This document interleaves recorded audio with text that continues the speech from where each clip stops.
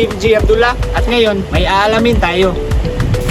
Alam mo ba na sa lahat ng elemento na tinatawag nating marketing mix, isa lang ang nagpapasok ng pera o revenue sa isang negosyo? Alam niyo ba na may 5 steps pricing strategy? First is the objective. Alam niyo ba na may tatlong branches ang objective?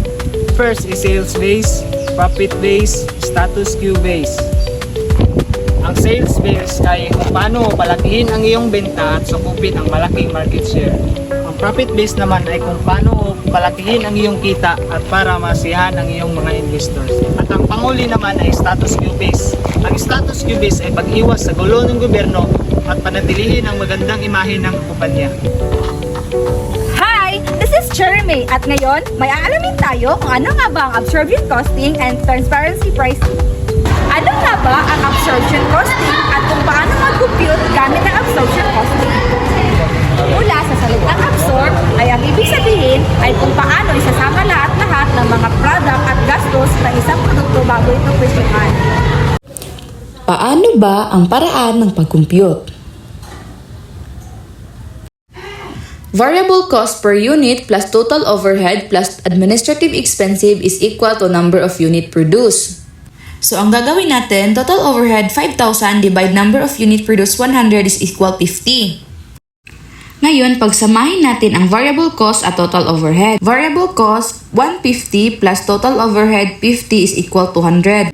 Ang kabuuang absorption cost ng bawat t-shirt mo ay 200.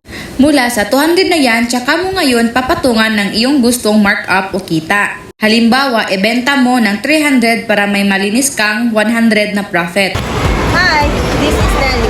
Bakit ba uso ngayon ang transparent pricing sa negosyo? Nakaranas ka na ba nitong magtanong presyo online tapos ang isasagot sa'yo ay PMSM? Nakakainis, di ba? Ano nga ba ang transparent pricing? Ang transparent pricing sa madaling salita, ito ang pagiging bukas at tapat ng isang negosyo kung paano nila nakuha ang presyo ng kanilang produkto. Ito ang mga halimbawa ng transparent pricing.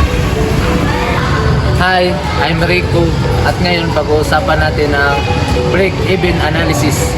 Magkano ba dapat ang ibenta ko ngayong buwan para hindi ako malugi? At dyan pumasok ang tinatawag na break-even analysis.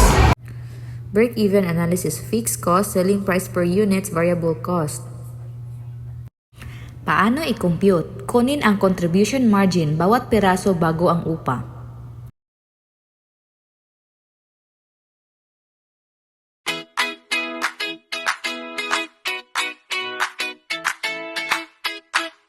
Ang presyo ang nagpapasok ng kita, ang iba puro gastos. Yan ang kalikasan mula sa price its nature. Ikaw, ano ang kasalukuyang paraan mo sa pagpresyo ng iyong mga produkto?